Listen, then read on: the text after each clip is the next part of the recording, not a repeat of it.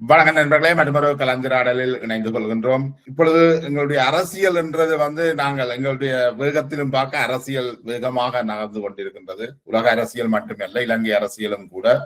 இன்று 9ஆம் தேதி வெள்ளிக்கிழமை முன்னாள் அமைச்சர் தோழர் டக்ளஸ் தேவானந்தா அவர்கள் பிணையில் வெளியில வந்திருக்கின்றார்.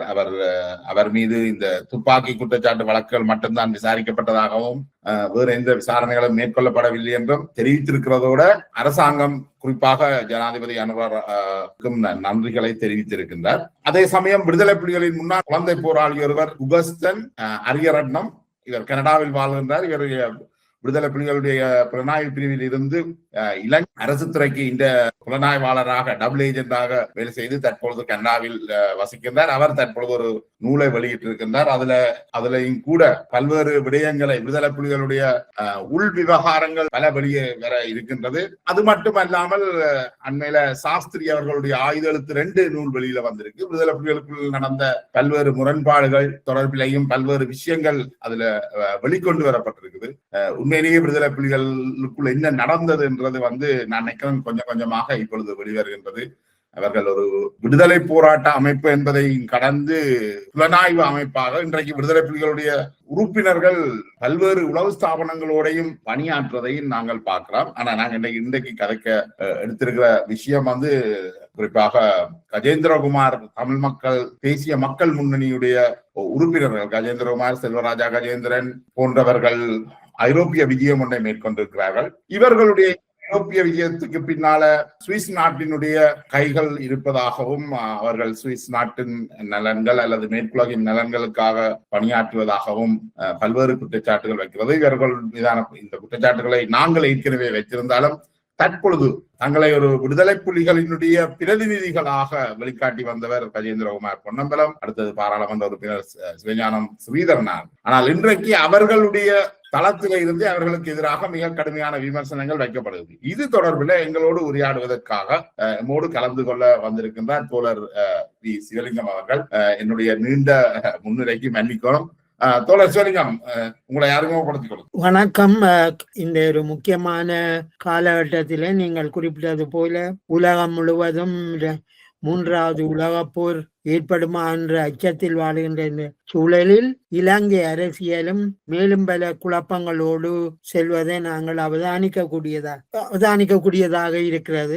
அந்த வகையில் நீங்கள் குறிப்பிட்டது போல என்னுடைய முதலாவது கேள்வி என்ன தோழர், விடுதலை புலிகளுடைய தாங்கள் தான் விடுதலை புலிகள் அல்லது தாங்கள் தான் விடுதலை புலிகளினுடைய கருத்தியலை கொண்டு செல்வதாக கஜேந்திரகுமார் பொன்னம்பலம் தமிழ் தேசிய மக்கள் முன்னணி கூறி வந்தது. அதுக்கு அமைவாக புலம்பெயர் நாடுகளில் இருக்கிற விடுதலை புலிகள் சார்ந்த அமைப்புகளும் அவருக்கு ஒரு பரிபூர்ண ஆதரவை அளித்து வந்திருக்கிறது. இதற்கு எதிராக, அதாவது சுமந்திரனுக்கு எதிராக கஜேந்திரகுமார் கொம்பு சீவி விடப்பட்டவர் அல்லது கஜேந்திரகுமார் அந்த ரோலை தானே விரும்பி பிளே பண்ணி இருக்கிறார். இப்ப வார விமர்சனங்கள் தொடர்புல உங்களுடைய அபிப்பிராயம் என்ன?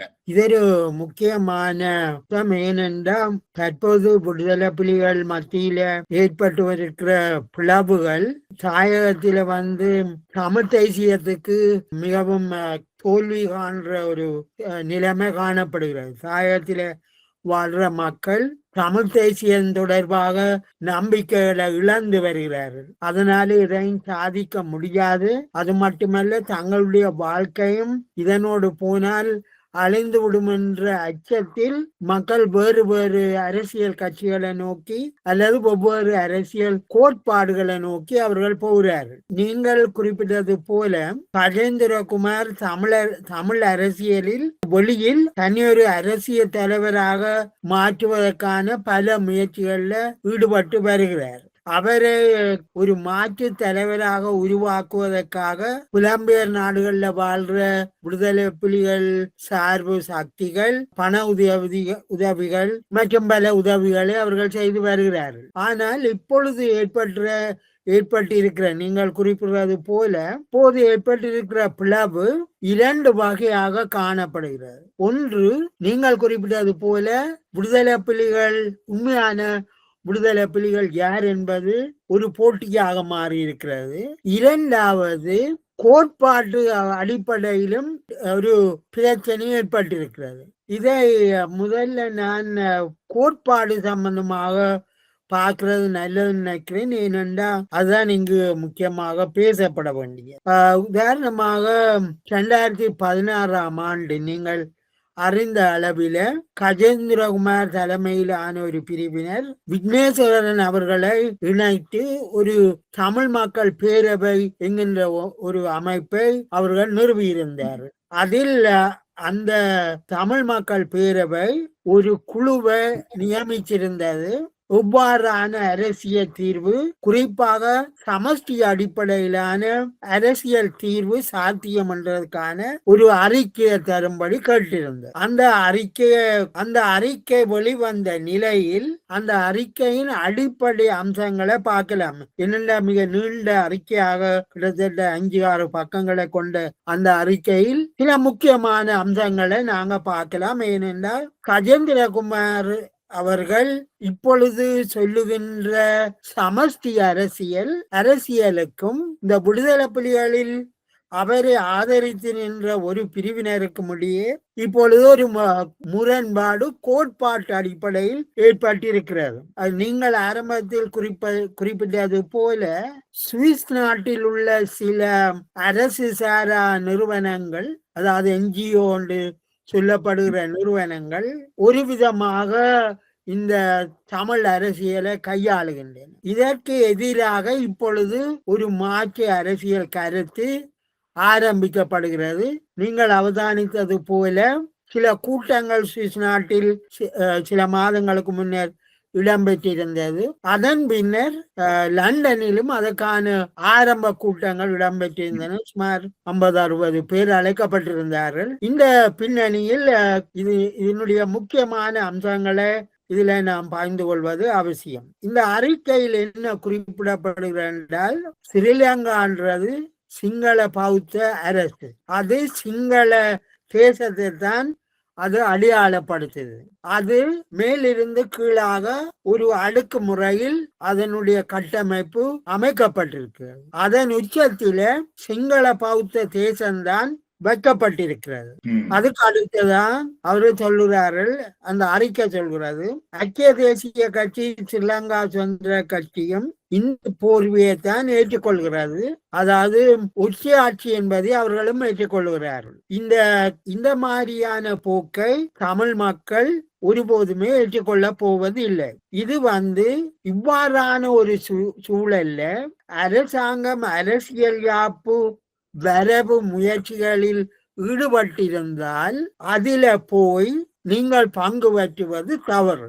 ஏனென்றால் அது பௌத்த உச்சி ஆட்சியையும் சிங்கள பௌத்தையும் உச்சத்தில வச்சிருக்கிறபடியா அந்த யாப்பு விவகாரத்தில் ஈடுபடுவது பிழை என்று அவர்கள் குறிப்பிடுகிறார். அடுத்ததா, அதாவது இந்த தமிழ் மக்கள் பேரவை என்ன சொல்லுதுன்னா, ஸ்ரீலங்கான்றது மத சார்பற்றதாகவும் உச்சத்தில இருந்து கீழ் வரையும் ஒரு ஒழுங்குமுறையில அமைக்கப்பட்டதாக அமையக்கூடாது என்று அவையால் சொல்லினோம். அதே நேரத்தில் சிங்கள பௌத்த அரசியல் என்றது தமிழர்களோடு ஒரு ஒப்பந்தத்துக்கு வர வேணும் என்று, இதுதான் முக்கிய அரசியலுடைய அந்த அதாவது புதிய ஒரு ஒப்பந்தத்துக்கு தமிழாக்களோட இந்த சிங்கள பௌத்த அரசியல் ஒரு ஒப்பந்தத்துக்கு வர வேணும். அதுல அது அவர்களுடைய கருத்துப்படி தமிழ் மக்களுக்கும் சிங்கள மக்களுக்கும் இடையே ஒரு ஒப்பந்தம் ஏற்பட்டு அதன் அடிப்படையில நாட்டில் ஒரு புதிய அரசு தோற்றம் பெற வேணும். அவர்கள் சொல்றது இந்த கூட்டாட்சி என்று சொல்லப்பட தமிழர்களுடைய அரசு கொண்டு சிங்களவர்களுடைய அரசு கொண்டு ரெண்டு இணைந்த ஒரு கூட்டாட்சி என்ற முறையில சொல்றாங்களா? இதுல என்னன்னா அவர்கள் பாவிக்கிற சொல்பதம் என்னன்னா ப்ளூரி நேஷனல் ஸ்ரீலங்கான்னு அவர்கள் குறிப்பிடுகிறார். இந்த ப்ளூரி நேஷனல் என்றத கொஞ்சம் பார்த்துட்டு போறது நல்லது. இப்பொழுது இவ்வாறான அரசியல் கட்டமைப்பு பொலிவியா நாட்டில தான் இருக்குது. ஏனென்றால் பொலிவியா நாடு மலைகள் சூழ்ந்த நாடு. இந்த போக்குவரத்து வசதிகள் இல்லாத காலத்தில ஒவ்வொரு மலைப்பகுதிகளுக்குள்ள பள்ளத்தாக்குகள்ல வாழ்ந்த மக்கள் மற்ற பகுதியில் உள்ள மக்களோட எந்த விதமான தொடர்புகளும் இருக்கல. அப்பதால ஒவ்வொரு கலாச்சாரம், மொழிப்பாவனை, உறவுகள் எல்லாம் வெவ்வேறையாக இருந்து அவைகள் தனித்தனி இனமாக வந்துட்டன. இன்றைக்கு போக்குவரத்து வசதிகள், தொடர்பு வசதிகள் வந்த நிலையில இப்ப அங்கே ஒரு அரசை தோற்றுவிச்சு இந்த எல்லா இனங்களையும் உள்ளடக்கிய ஒரு அரசு ஒன்றைத்தான் அவர் தோற்றுவித்திருக்கிறார். அதைத்தான் பல்லின தேசிய அரசு புளூரி நேஷனல் என்று அவர்கள் குறிப்பிடுகிறார். இதுல எங்க நாங்கள் பார்க்கணும்டா, இந்த நாட்டுல புளூரி நேஷனல் ஸ்டேட் தோற்றம் பெறுவதற்கு காரணம் அதுக்கு ஒரு வரலாறு இருக்கு. அந்த வரலாற்றின் ஒரு பகுதியில தான் இந்த மாற்றம் நிகழுது. இது என்ன செய்ய பார்க்கணும்டா, அந்த வரலாற்று பின்னணிகள் எல்லாத்தையும் கைய விட்டுட்டு அந்த கட்டமைப்பை மட்டும் கொப்பி அடிச்சு தேசிய இன பிரச்சனைக்கான தீர்வாக முன்வைக்க போகுது. இலங்கையில 3/2 இலங்கையில வாழக்கூடிய தமிழ் மக்கள் 10 மில்லியன் நினைக்கிறேன், 10% தமிழ் மக்களுடைய 1/3 பிரிவினர் தென்பகுதியில வாழ்கிறார்கள் சிங்கள மக்களோட. இதுல எங்களுடைய தொடர்பாடலும் மிக நெருக்கமானதாகவும் இருக்கு. இந்த பிரச்சனையில என்ன நீங்கள் சொல்றத வச்சுக்கொண்டு பார்க்க தெரியுது. இது இலங்கையில உள்ள அரசியல் நிலவரத்தை கணக்கில எடுக்காம ஒரு கற்பனாவாதம் ஒன்றுக்குள்ள இவர்கள் போறார்கள். இங்கே நான் குறிப்பிட வேண்டிய முக்கியமான அம்சம் என்னன்னா, கஜேந்திரகுமாரின் தலைமைத்துவத்துக்கு இப்பொழுது ஏற்பட்டுள்ள நெருக்கடி சம்பந்தமான இல்ல அதுக்குள்ள போறது இல்ல தோழர். கஜேந்திரகுமார் ஒரு போலியான கோஷத்தை வச்சு புலிகளுடைய பிரதிநிதியாக வாரார் என்றத உங்களுக்கும் எனக்கும் ஆரம்ப முதலே தெரியும். நாங்கள் அதை ஆரம்ப கட்டத்திலிருந்தே விமர்சிச்சிருக்கிறோம். அவருடைய கோரிக்கைகள் ஏற்புடையது அல்ல என்று. இப்ப சிக்கல் என்னென்றா, விடுதலை புலிகள் இப்பதான் அதை கண்டுபிடிச்சிருக்கிறார்களா? இப்பொழுது என்ன நடந்திருக்குன்னா, உள்நாட்டில தமிழ் தேசியம் பல விதங்கள்ல பிளவுபட்டு போயிருக்கு. இவர்களால எந்த கருத்துக்கும் தலைமை தாங்க முடியல. இதே நேரத்துல இவர்கள் மக்கள்ல இருந்து அந்நியப்பட வெளிநாடுகள்ல இருந்து பணம் கொடுத்தவர்கள் இவர்களுக்கு இனி ஒரு பிரயோசனம் இல்லை என்கின்ற ஒரு சூழலுக்கு வருகிறார்கள். அதனால என்ன நடக்குதுன்னா, இந்த பிளவு யார் விடுதலை புலிகளின் வாரிசுகள் என்று வருது. அதே நேரத்துல இந்த கோட்பாட்டு அடிப்படையிலான பிரச்சனைகளும் வரத்துவாங்க. இங்க என்ன நடந்திருக்குண்டா, நான் ஆரம்பத்தில் சொன்னது போல சுவிஸ் நாட்டில உள்ள என்ஜிஓக்களின் ஆதரவை வச்சிருக்கிற ஆதரவு சக்திகள் இப்பொழுது கஜேந்திரகுமாரி ஆதரிப்பதாக தெரிகிறது. இந்த கஜேந்திரகுமாரி ஆதரிப்பதற்கான பின்னணியிலே ஏனென்றால் அவர்கள் சுவிட்சர்லாந்திலே அல்லது பெல்ஜியத்தில இருக்கிற அரசியல் கட்டமைப்பு போல இலங்கையில் ஒரு அரசியல் கட்டமைப்பு அவசியம் என்ற அடிப்படையில் கஜேந்திரகுமார் அவ்வாறான அணுகுமுறையை நோக்கி அவர் செல்கிறார் என்கிற சந்தேகங்கள் வர தொடங்கியது.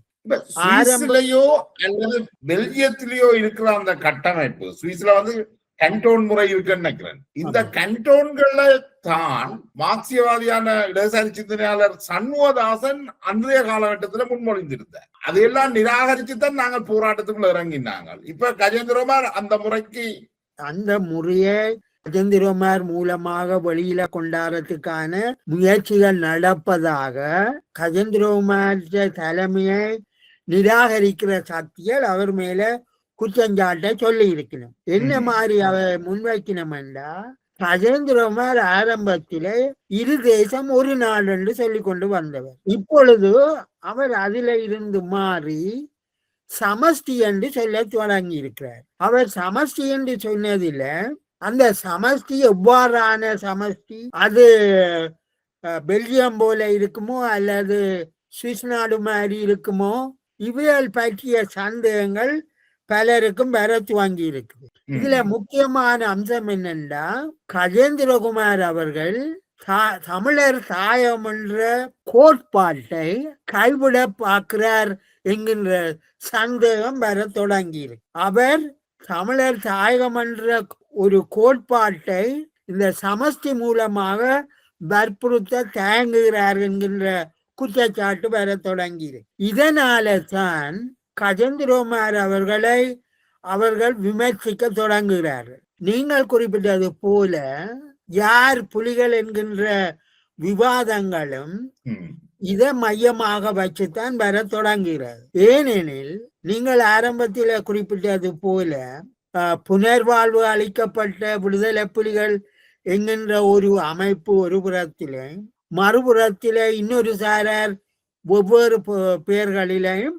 இயங்கி வருகிறார்கள். இந்த பிளவுகள் இதுவரை காலமும் விடுதலை புலிகளின் பிரதான அரசியல் சக்தியாக தம்மை அடையாளம் காட்டிய கஜேந்திரகுமாரும் அவருடைய தமிழ் மக்கள் தேசிய முன்னணியும் இப்பொழுது அதிலிருந்து விலகிச் செல்வதாக விடுதலை புலிகளுடைய ஒரு சாரார் அவதானிக்கிறார்கள். இதனால தான் சமீபத்தில் நீங்கள் குறிப்பிட்டது போல சுவிட்சர்லாந்திலையும் லண்டன்லையும் இந்த கூட்டங்கள் சந்திப்புகளை நடத்தி வருகிறார்கள்.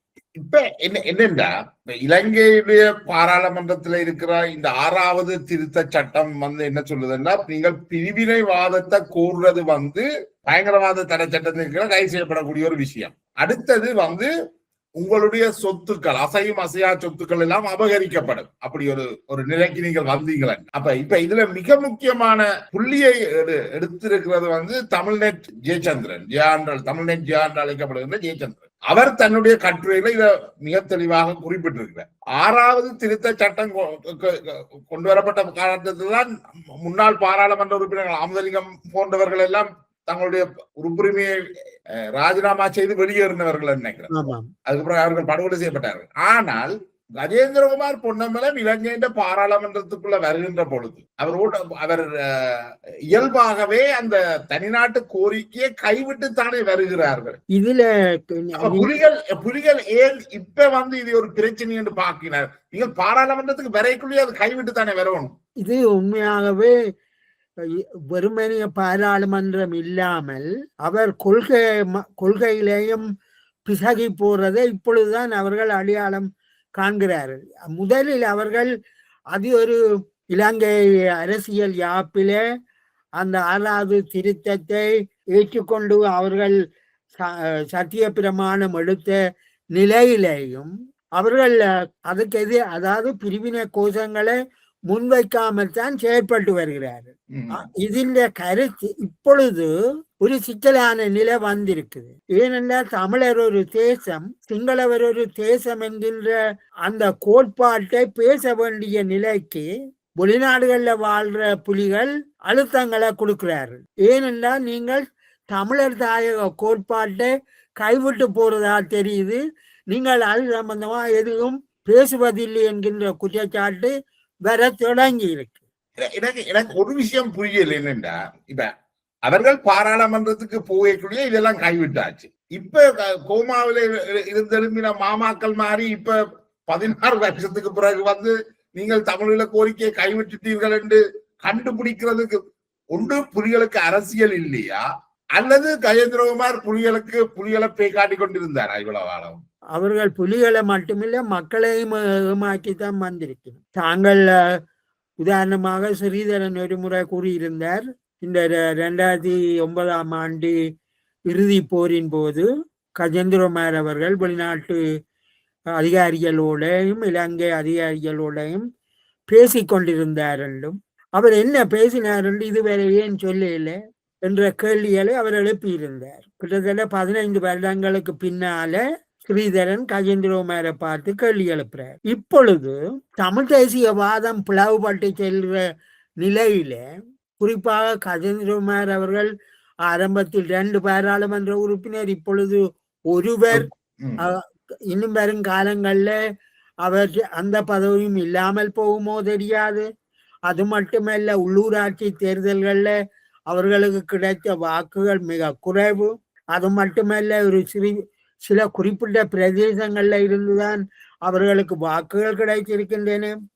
நாட்டுக்குள்ளதானே அவை இந்த சைக்கிள் ஓட்டம் எல்லாம். நிச்சயமா. அது மட்டுமல்ல, தமிழ் பிரதேசங்கள் முழுவதிலும் இவர்களுக்கு எந்த விதமான கிளைகளோ எதுவும் இல்லை. இவ்வாறான நிலையில இவர்களை தமிழ் மக்கள் சார்பில பேசக்கூடியவர்கள் என்று ஊடகங்கள் மட்டும்தான் பேசுகின்றன. இங்கேதான் நாங்கள் மிகவும் கவனமாக இருக்க வேண்டியிருக்கு. அதாவது உண்மையான தமிழ் மக்களுடைய பிரதிநிதிகளாக கடந்த 2024 தேர்தலுக்கு பிறகு நாங்க பார்த்தோமே இருந்தால் தேசிய மக்கள் சக்தியும் தமிழக கட்சியும் தான் தமிழ் மக்களின் பெரும்பாலான பிரதிநிதித்துவத்தை வச்சிருக்குது. இந்த 2 கட்சிகளும் கொண்டிருக்கிற கொள்கைகள் கஜேந்திரகுமார் அவருடைய கொள்கைகளுக்கு மிகவும் முரண்பாடானது. இங்க நாங்கள் என்ன செய்ய பார்க்கிறோம்னா, இந்த 2 பிரதான கட்சிகளுடைய கொள்கைகள் சம்பந்தமான விவாதங்களை கைவிட்டு இந்த தமிழ் மக்களை ஒரு பாரதூரமான நிலைக்கு தள்ளுகின்ற இந்த பிற்போக்கு அரசியலை வச்சிருக்கிற இந்த சக்திகள் பற்றியே நாங்கள் தொடர்ந்து பேசி வருகிறோம். இந்த நிலை உள்நாட்டில மட்டுமல்ல, வெளிநாடுகள்ல வாழுகிற புலி ஆதரவு சக்திகள் அவர்கள் கருதுகிறார்கள் தாங்கள் நம்பியிருந்த தாயகத்தில செயற்படுகின்ற சக்திகள் மக்கள்ல இருந்து படிப்படியாக அந்நியப்பட்டு போகின்றனவே என்ற ஆதங்கம் இப்பொழுது வந்திருக்கிறது. அடுத்தடுத்த தேர்தல்களில் விடுதலை புலிகளுக்கு ஆதரவான சக்திகள் தேர்தல்களில் போட்டியிட்டு வெல்ல முடியாத ஒரு சூழல் ஏற்படுவது அப்பட்டமாக தெரிகிறது. நீங்கள் முதல் சொன்ன மாதிரி நான் முதல் கஜேந்திரகுமார் பாராளுமன்றத்துக்கு வரும் பொழுது சொன்னது இது தேசம் ஒரு நாடு. அப்ப அந்த ஒரு நாடு என்று அவர் சொல்லுகின்ற பொழுது சரி, அந்த ஒரே நாட்டுக்குள்ள ஒற்றை ஆட்சிக்குள்ளேயோ ஒரு நாட்டுக்குள்ள இந்த தமிழர்கள் சிங்களவர்கள் என்ற 2 தரப்பாக வாழலாம் என்று நாங்கள் ஒரு சுருக்கமாக கருதி கொள்ளலாம். அப்படி இருந்த அந்த அந்த அந்த வந்த காலகட்டத்துல கூட விடுதலை புலிகள் தரப்பு இவர் இது ஒரு என்ன சொல்றது, இலங்கை அரசாங்கத்தை ஏமாற்றத்துக்காக இந்த கருத்தியலை வச்சிருக்கிறார். ஆனா அவருக்கு உள்ளுக்குள்ள தமிழீழம் எடுக்கிறதான் விருப்பம் என்ற அடிப்படையில தான் அவரை ஆதரிச்சிருக்கிறார்கள். நீங்கள் சொல்றத பார்த்தா இலங்கை ராணுவம் கிளிநொச்சி கிட்ட போய்க்குள்ள அவை கிட்ட வரட்டும், நாங்கள் அடிச்சு நெருக்குவோம் என்ற மாதிரி உள்ளுக்கு அவர் வச்சிருக்கிறார் தமிழனும். ஆனா வெளியிலே மாற்றுறாரு. திட்டம் இருக்கு கடைசி கிட்ட வரட்டும் திட்டம் இருக்கு. அதுதான் அம்முமுகிலன் கடைசியாக சொன்னது. இல்ல இப்படிதான் அது உணரப்பட்டிருக்கு நான் நினைக்கிறேன். இப்ப இவைக்கு ஒரு என்ன சொல்றது, இப்ப கோமாவில இருந்து எழும்பிட்டினம், அதாவது சர்வதேச ரீதியாக இருக்கிற இந்த புலிகள் தரப்பு இப்ப கோமாவில இருந்து எழும்பி கண்டுபிடிச்சிட்டீங்கன்னா கஜேந்திரகுமார் தமிழீழம் கேட்கல என்றது. நிச்சயமா. அப்ப அந்த கண்டுபிடிப்பை செய்த முக்கியமானவர் தமிழ்நெட் ஜெயச்சந்திரன். ஆமாம். அப்ப அவர் சொல்றார் கன்ஃபெடரேஷன் தான் அது சரியானது, அந்த கூட்டாட்சி முறைதான் சரி. அதாவது 6வது திருத்த சட்டம் இருந்தாலும் நீங்க பிரிவினைய கோராட்டிலும் நீங்கள் இந்த கன்ஃபெடரேஷனுக்கான அந்த அந்த கோரிக்கையை வைக்கிறது சட்டப்படி தவறல்ல என்று வாதாடுறார். நீங்கள் சொல்றது சரி. அதுல மிக முக்கியமானது என்னன்னா, கஜேந்திரகுமார் பாராளுமன்றத்துக்கு வெளியில இருக்கிற ஒருவர் பேசுறதும் பாராளுமன்றத்தில பேசுறவருக்கும் இடையில ஒரு சிக்கலான நிலைமை இருக்குது. இவர் தமிழர்கள் ஒரு தேசம் என்றும் சிங்கள மக்கள் ஒரு தேசம் என்றும் சொன்னார் என்றால் அவர் நாட்டு பிரிவினையை சொல்றாருன்றதுக்கான ஒரு அடிப்படையாக அரசாங்கம் அவர் மீது சட்ட நடவடிக்கை எடுக்கக்கூடும். இதனால கஜேந்திரகுமார் அவர்கள் தமிழர் ஒரு தேசிய மன்றத்தை அவர் சொல்லாமல் வெறுமனைய சமஷ்டி என்று மட்டுமே சொல்லிக் கொண்டிருக்கிறார். ஆனால் இங்குதான் முக்கியமானது, தமிழரசு கட்சியின் சமஷ்டிதானே பேசுகிறார். அதான் பிரச்சனை வருது. இப்ப என்னண்டா, இப்ப கஜேந்திரகுமார் இந்த கன்ஃபெடரேஷனை, அதாவது கூட்டாட்சி முறையை வலியுறுத்தாதது அவர் அந்த ரிஸ்க் எடுக்காம இருக்கிறதுக்கு காரணம் அவருடைய சொத்துக்களை அரசாங்கம் பறிமுதல் செய்வதற்கான வாய்ப்பு இருக்கிறதால தான் கஜேந்திரகுமார் இந்த கோரிக்கையை வைக்கல என்று தமிழ்நெட் ஜெயச்சந்திரன் மிக வெளிப்படையாக குற்றம் சுமத்தி இருக்கிறார். அது சரியானது. ஏனெனில் அவர் கொழும்பில தன்னுடைய மூலதனங்கள் எல்லாத்தையும் வச்சுக்கொண்டு தமிழ் பிரதேசத்தில தமிழர் ஒரு தேசியம் என்று சொல்றது, அவர் உண்மையிலே அதை விசுவாசித்து தான் சொல்றாரோ இல்லையோன்ற சந்தேகம் பலருக்கும் வரும். ஏனென்னா உண்மையாக நீங்கள் தமிழ் தேசத்தை நேசிச்சா உங்களுடைய முதலீடு எல்லாத்தையும் தமிழ் தேசத்துல கொண்டு வச்சிருந்திருக்க வேணும். இவர்கள் இப்பொழுது நீங்கள் இன்னொன்று அவதானிச்சா தெரியுது, இலங்கையினுடைய அரசியல் வேறு எங்கேயோ போகுது. இப்பொழுது தமிழர் மத்தியில இருக்கிற ஒரு பிரிவினர் யார் விடுதலை புலிகளினுடைய உண்மையான ஆதரவு சக்திகள், யார் தமிழ் தேசத்தை அதாவது தமிழீழத்தை எடுக்கிறதுக்கான உண்மையான விசுவாசிகள் என்ற விவாதம் தானே இப்பொழுது மிஞ்சி இருக்கு. இப்ப என்னன்னா இன்னொரு கேள்வியும் எழுதல. இவ்வளவு காலமும் விடுதலை புலிகளால படுகொலை செய்யப்பட்ட பாராளுமன்ற உறுப்பினர்கள் அத்தனை பேரும் அவர்கள் பெரும்பாலும் தமிழ் மக்களுடைய இந்த இனப்பிரச்சனைக்கான தீர்வுக்கு வெவ்வேறு வழிகளை மேற்கொண்டவர்கள். அவர்கள் ஒருபோதும் இந்த பணம் பிரட்டோணும்ன்றதுக்காக அல்லது தங்களோட பொருளாதார முன்னேற்றத்துக்காக தவறான வழியில போனார்கள் என்றதற்காக கொல்லப்படையில்லை. ஆனால் கஜேந்திரகுமார் அவரால் மட்டும்தான் பொருளாதார லாபத்துக்காக தன்னுடைய அந்த குறிக்கோளை கைவிட்டிருக்கிறார். அப்படி என்ன இவர் மிக மோசமான ஒரு நபராகத்தானே பார்த்திருக்க வேணும். ஆனா விடுதலை புலிகள் அப்படிப்பா அதை கண்டுபிடிக்கிறதுக்கு 16 வருஷத்துக்கு மேல எடுத்திருக்கணும். அதான் என்னன்னா தமிழ் மக்களே எவ்வளவு காலத்துக்கு ஏமாற்றி கொண்டு போவது. ஏனென்றா தமிழ் மக்கள் மத்தியில விடுதலை புலிகளுக்கான ஆதரவு இருக்கிற சமயத்தில அவர்கள் இவர்களை நம்பி போய் படிப்படியாக விடுதலை புலிகளினுடைய ஆதரவாளர்கள் ஒவ்வொரு கட்சிகளை நோக்கி போகல வெளியில இருக்கிற விடுதலை புலிகளினுடைய ஆதரவாளர்கள் பார்க்கிறார்கள் இவர்கள் அந்த லட்சியங்களை கைவிட்டதால தான் மக்கள் இவையில விட்டுட்டு வெளியில போயினோம்ன்றது நாங்கள் பார்க்கக்கூடியதாக இருக்கிறது. உதாரணமாக சமீப காலமாக தேசிய மக்கள் சக்தி அரசாங்கத்தோட விடுதலை புலிகளினுடைய முக்கியஸ்தர்கள் பலர் இணைந்து வேலை செய்வதை நாங்கள் காணக்கூடியதாக இருக்கிறது. இந்த நிலைமைகள் விடுதலை புலிகளினுடைய லட்சியங்கள் படிப்படியாக இல்லாமல் போய் நம்பிக்கை இழந்து, அதாவது விடுதலை புலிகளினுடைய லட்சியங்களை அடைவோம் என்ற விவாதங்களையும் அதுக்கான தலைமையையும் வச்சிருந்த சக்திகள் அந்த நம்பிக்கைகளுக்கு படிப்படியாக துரோகம் செய்வதை மக்கள் படிப்படியாகவே உணர்ந்த காரணத்தினாலே தான் இவர்களுக்கு வாக்களிக்காமல் தவிர்க்கிறதும் மாற்று அரசியல் கட்சிகளை நோக்கி செல்வதும் இந்த விடுதலை புலிகளுடைய ஆதரவு தளங்கள் படிப்படியாக கோட்பாட்டு அடிப்படையிலையும் இந்த தலைமைத்துவம் வழங்கிய சக்திகளினுடைய ஏமாற்றுகளாலேயும் மக்கள் வெளியேறிக் கொண்டிருக்கணும். இப்ப என்னென்று பார்க்க வேண்டி இருக்கா, கஜேந்திரகுமார் தான் விடுதலை புலிகளின் கொள்கையை கடைபிடிக்கிறார். அதாவது தான் வெளிப்படையாக இதை சொல்லாட்டிலும் தான் அந்த தமிழர்களுக்கான தாயகம், தமிழ் தேசியத்துக்கான தாயகம் என்ற கொள்கையை வச்சுக்கிறேன். அதை ஒரு இரு தேசம் ஒரு நாடு கூட்டாட்சி போன்ற முறைகளை உள்ளுக்குள்ள வச்சிருக்கிறேன் என்ற அடிப்படையில தான் கருத்துக்களை வெளிவிட்டு வந்தவர். இப்பதான் அவர் அம்பலப்படுகிறார் வெளிப்படையாக மக்கள் மத்தியில.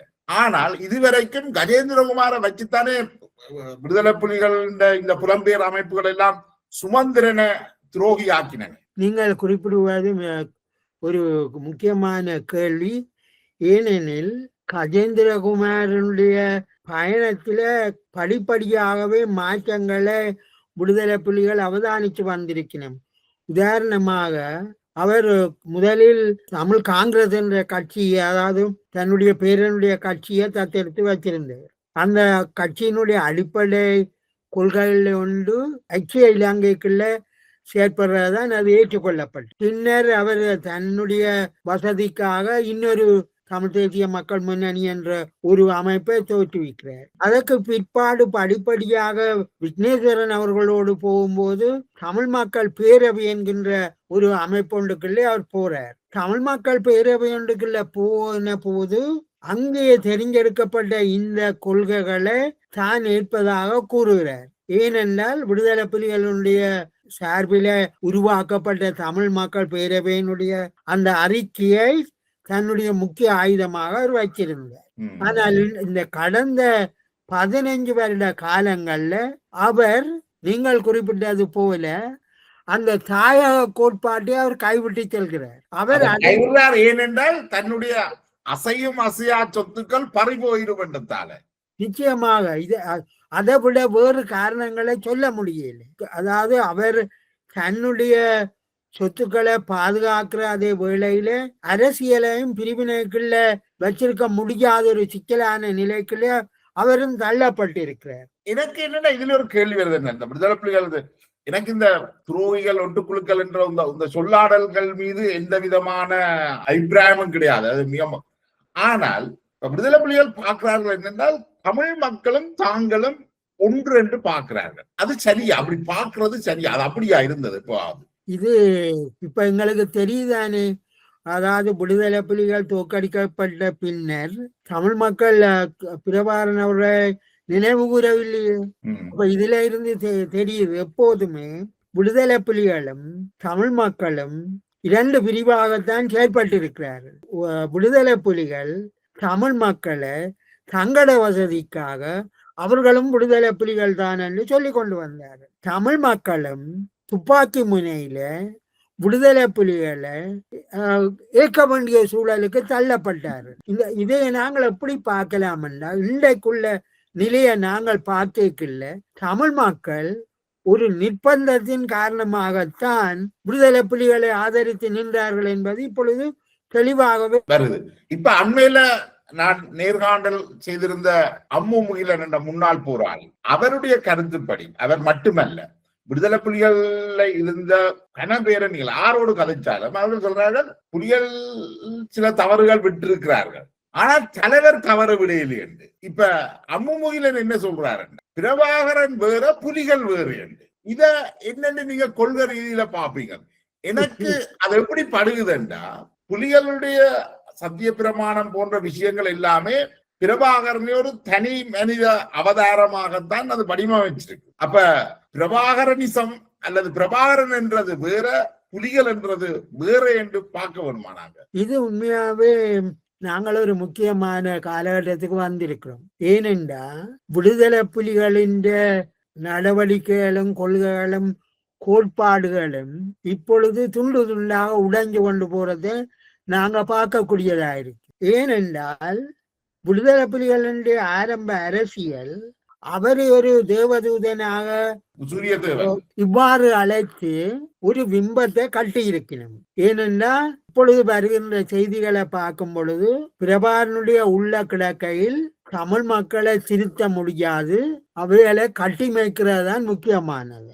ஏன் அவர் ஜனநாயகத்தின் மீது நம்பிக்கை கொண்ட ஒரு ஆளாக அவற்றை வரலாறு முழுவதையும் பார்க்க எங்களுக்கு தெரியுது. அவர் தமிழ் மக்களை, ஏனென்றால் அவரும் ஒரு வரலாற்று அனுபவத்தினூடாக பார்க்கிறார், தமிழ் மக்களை ஒரு கருத்துக்குள்ள கொண்டுவரவே முடியாது. யாரையுமே ஒரு கருத்துக்களை கொண்டு வர இல்லாதான் அதை என்னட்டு பிரபாகரன் தான் செய்யணும் எதிர்பார்த்தார். இந்த பிரச்சனையில தான் அவர் பார்க்கிறார், எல்லாரையும் துப்பாக்கி முனையில வைக்க கொண்டுதான் அலுவலை செய்ய வேணும் என்று. அவர் பார்த்த படங்களும் அவர் அறிஞ்ச வரலாறுகளும் இதைத்தான் அவருக்கு சொல்லி கொடுத்திருக்கு. அவர் ஹாலிவுட் படம் எடுத்திருக்கோனுமே ஒழிய தமிழீழம் எடுக்க வலிக்கிட்டதான் பிரச்சனை. இங்க நாங்கள் முக்கியமா அவதானிக்க வேண்டியது என்னன்னா, பிரபாகரனுடைய தியாகங்களை நாங்கள் ஒரு உயர்ந்த இடத்துல வச்சிருக்க வேணும்.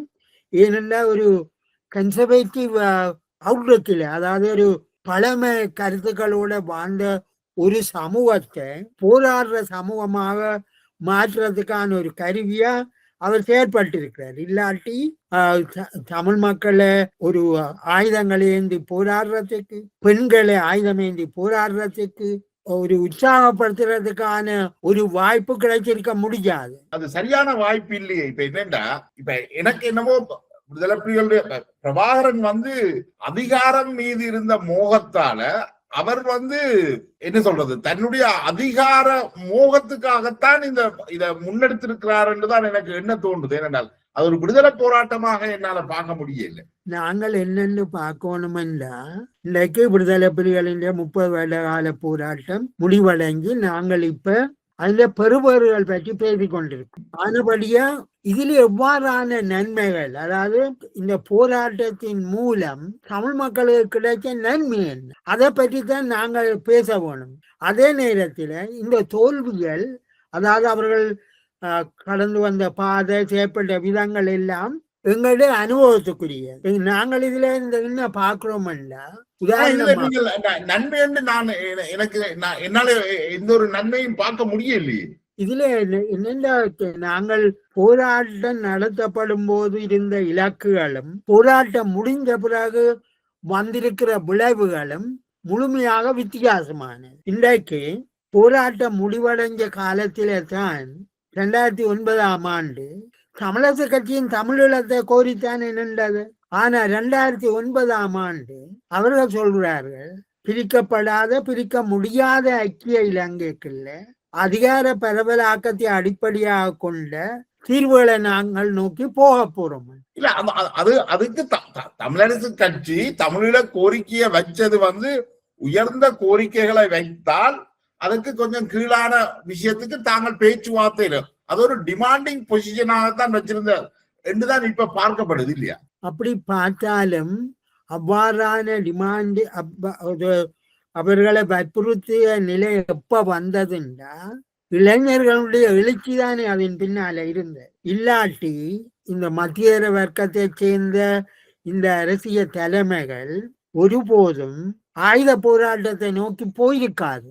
எங்க அவர்கள் ஆயுத போராட்டத்துக்கு பெரிய அளவில் ஆதரிக்கல தானே, அது முளையிலேயே கிள்ளி எறியப்பட்டுடுது அவர்கள் காலத்துல.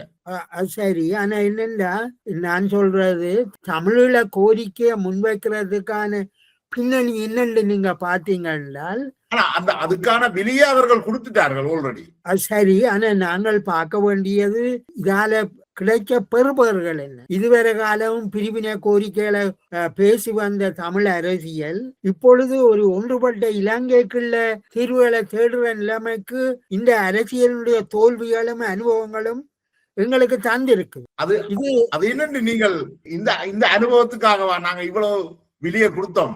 என்னண்டா இந்த போராட்டத்தை நடத்தின அரசியல் தலைமைகளும் இருந்த அரசியல் வங்குரோத்தும் அதுக்கு மேல மாற்று தீர்வொன்றை நோக்கி செல்ல முடியல. உதாரணமாக ஐரோப்பிய ஒன்றியம், அமெரிக்கா, நோர்வே செல்வம் வச்ச தீர்வுக்கு கூட நாங்கள் பார்க்கல தானே.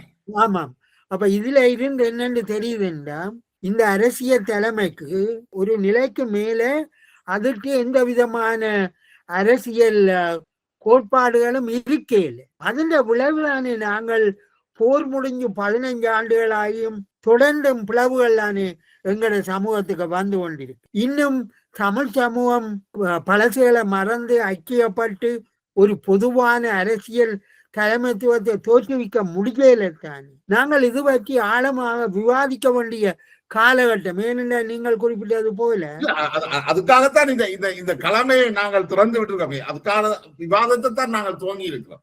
நிச்சயமாக. ஏனென்றால் இப்பொழுது விடுதலை புலிகள் மத்தியிலேயே பிளவுகளும் கடந்த காலம் பற்றிய விவாதங்களும் மாறத்துக்கு காரணம் அவர்களுடைய இலக்குகள் மக்களால் படிப்படியாக நிராகரிக்கப்பட்டிருக்கு. அந்த மக்களினுடைய வாழ்வுக்கு இவைகள் எந்த விதமான சேவையையும் தரையில்லையன். இன்றைக்கு நாங்கள் புது விதமாக சிந்திக்க வேண்டிய ஒரு நிலைக்கு தள்ளப்பட்டிருக்கு. நீங்கள் ஆரம்பத்தில் குறிப்பிட்டது போல இன்றைக்கு 3வது உலக யுத்தம் வருமா என்கின்ற அச்சத்தில வாழ்ற நிலையில உலக நாடுகள் பலவும் ஒரு மாற்று சர்வதேச நிறுவனம் ஒன்றை தோற்றுவிக்க வேண்டும் என்கின்ற விவாதங்களுக்குள்ள இறங்கியிருக்கு. இந்த நிலைமையில நாங்கள் மிகவும் கவனமாக இருக்க வேண்டியிருக்கு. எங்களுடைய கொள்கைகளை ஒரு ஒற்றுமையான விதத்தில எடுத்து செல்ல வேண்டி இருக்கிறது.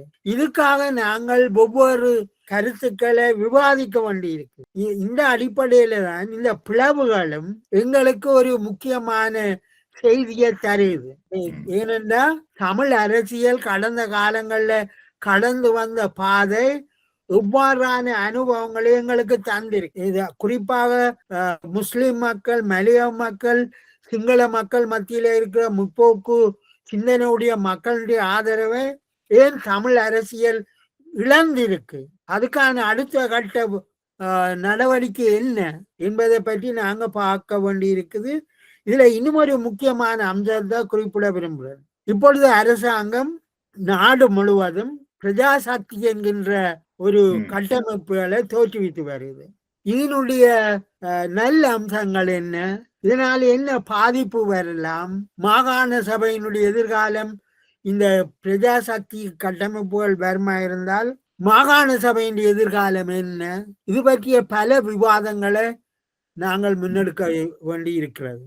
நிச்சயமா நான் நினைக்கிறேன் இந்த நீண்ட உரையாடல நாங்கள் இதோட முடிவுக்கு கொண்டு வரலாம் நினைக்கிறேன். உங்களுடைய நேரத்தை ஒதுக்கி நம்மோடு வந்து இந்த விஷயங்களை எல்லாம் பகிர்ந்து கொண்டமைக்கு மிக்க நன்றி தோழர் சிவலிங்கம். இந்த வாய்ப்பை தந்ததுக்கும் தேசந்திர நேயர்களுக்கும் நன்றிகள்.